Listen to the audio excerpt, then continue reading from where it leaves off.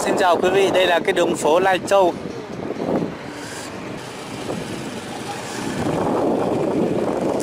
Đây là cái cành đào ở trên Lai Châu chúng em đây này.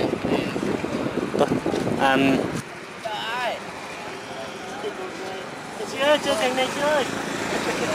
Đẹp quá nhỉ, bao nhiêu tiền đấy? Rẻ lắm mà. Dưới 5 triệu thôi mà. Đẹp phết nhỉ.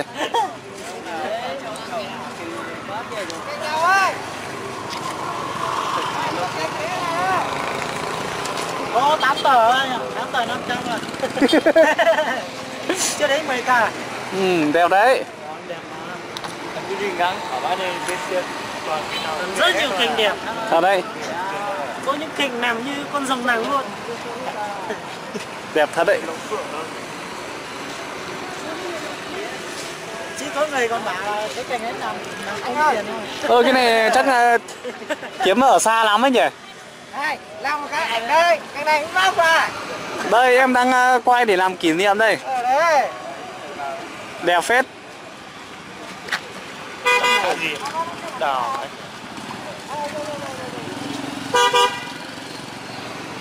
Quay xong mang đi bán clip cũng được tiền mà anh. Bán thế nào? Thôi đi ngắm tí nhá anh em nhá. Ngắn là mất tiền anh ạ. Đây cành đào ở Lai Châu đây đẹp lắm. Các bác có anh em nào có nhu cầu thì lên Lai Châu nhá. Ở chỗ này là ở quảng trường đấy. Mấy anh em đang bán cái cành đào để chơi Tết này, đẹp lắm.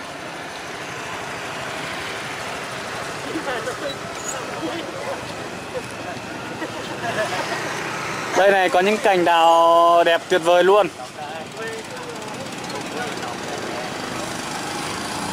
Buổi tối thì nhìn không rõ mấy. Mình là phóng viên đấy anh. Phóng viên nghiệp dư anh ạ. Thế mình lấy từ đâu về đấy anh? Cánh em lấy ở trên Giào San anh ạ. Giào San trên Phong Thổ đấy á? Dạ vâng. Xa phết đấy nhỉ.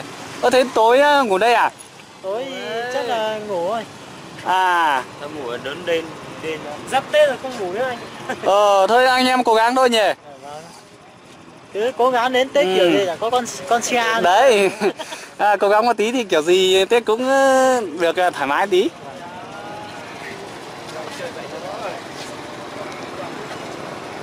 Tối hơi khó nhìn, chứ còn ban ngày chắc đẹp lắm. Ban ngày tuyệt vời luôn đấy ạ. Đấy. Cái này mà trang trí thêm cái đèn nhái nhỉ. Làm cái ảnh cho Facebook xem là thích anh. Đây em đang quay clip để làm cái kỷ niệm. Thế thì nếu mà quay vậy không mua được thì tiếc quá. Quay để đi giới thiệu. Đây em đang giới thiệu cho anh em ai có nhu cầu thì qua đây. Giới thiệu nhiều quá cũng biết giá. Kiểu gì đây cũng có nhiều người like anh ơi. Cảm ơn nhá. Cảm ơn là có tiền chứ anh. Không thì lâu lắm. Ôi công nhận cành đào đẹp thật. Thôi không mua được thì cũng cho anh em chai nước cũng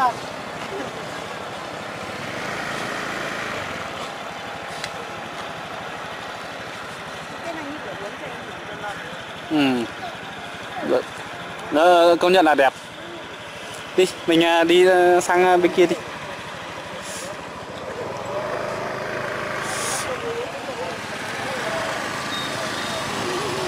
Đấy cái khu này là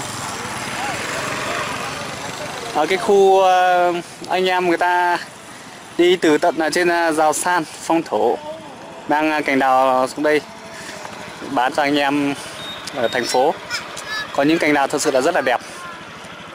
Đi. Đi từ từ đi. Đấy, buổi tối thì có thể nhìn không rõ lắm. Đây, anh em mang tận cả gốc đây này. Đó, cái này mà treo điện nháy vào thì thôi đẹp kinh khủng luôn. Đi anh em đi một vòng nhá. Đây có cả phong lan nữa này. Đấy.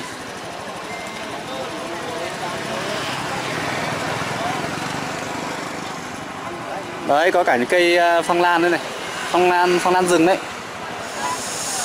Đây, đẹp chưa?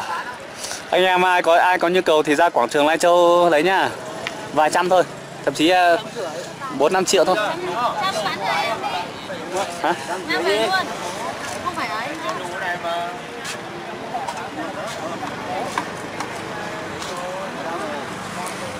Đây, rồi. Khu phố Cành Đào.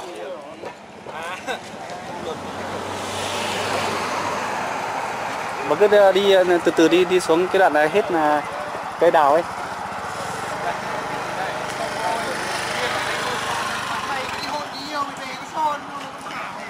Đây.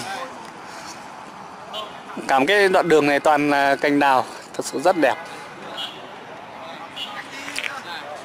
Đây, từ cái chỗ đầu kia kìa, đầu vừa nãy em đứng đấy, đến tận tít dưới kia. Tít dưới kia đấy có một cái xe đuôi màu đỏ đấy, toàn là cành đào hết. Cành đào này thật sự là rất là đẹp. Nó có nhiều kiểu tạo hình. Đây, anh em mang cả chăn màn ra đây ngủ đây này. Nó hợp với dáng nhà mình. Tuyệt vời đấy. Đấy, không biết là ở chỗ các bác, các anh chị có cành đào đẹp như này không, nhưng mà ở quê em Lai Châu thì hầu như là năm nào cũng có. Đây có mấy bác này mang cả chăn chiếu xuống đây đáp đây này. Giải xong là để chờ có khách đến thì lại dậy họ mua. Thật sự là rất là đẹp. Đây có một số anh em đây này.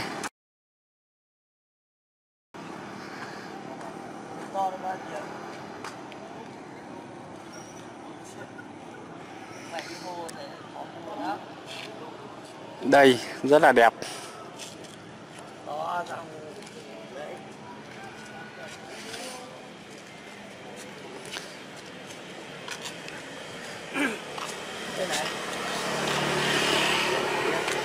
Ôi, cây nào đẹp quá các anh nhỉ?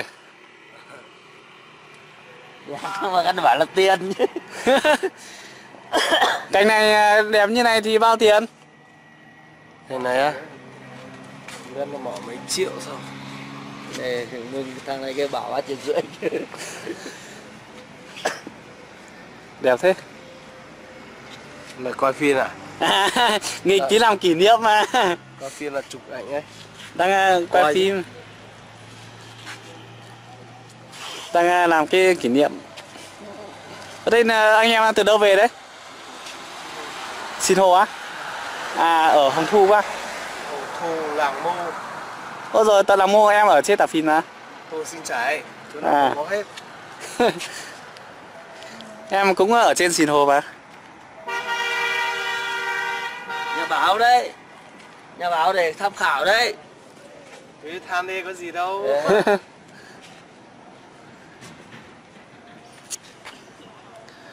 Ôi rồi, tuyệt vời đấy.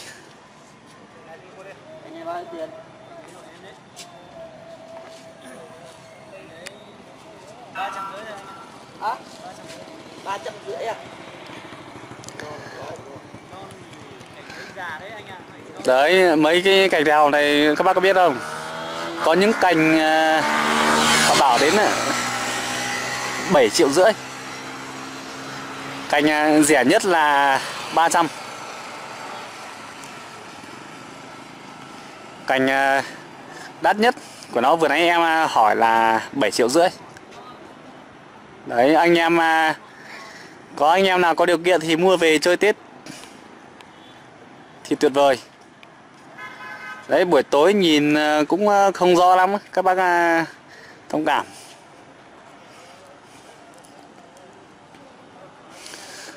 Rồi từ cái khu tít bên kia đến dưới này toàn là cành đào. Đây, có những người giáp bên Trung Quốc cũng mang cành đào ra tận đây. Đấy, vài trăm cây số đấy. đến tận thành phố Lai Châu này để trưng bày đây bán cho anh em ai có nhu cầu.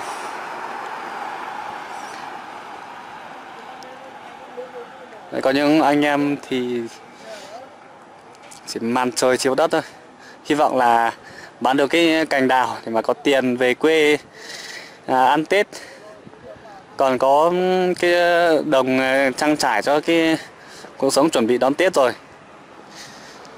Thật sự là anh em ở chỗ, anh em đồng bào dân tộc ở trên em thì rất là vất vả.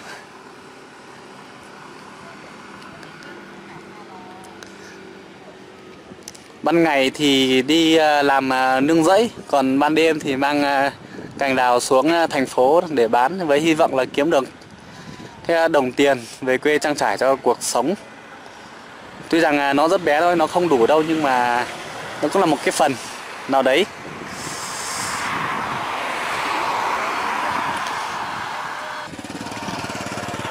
Đấy. Bây giờ cũng muộn rồi. Em xin kết thúc cái clip của em ở đây. Một lần nữa xin chân thành cảm ơn tất cả các bác, các anh chị đã quan tâm và theo dõi cái clip của em. Xin chân thành cảm ơn các bác.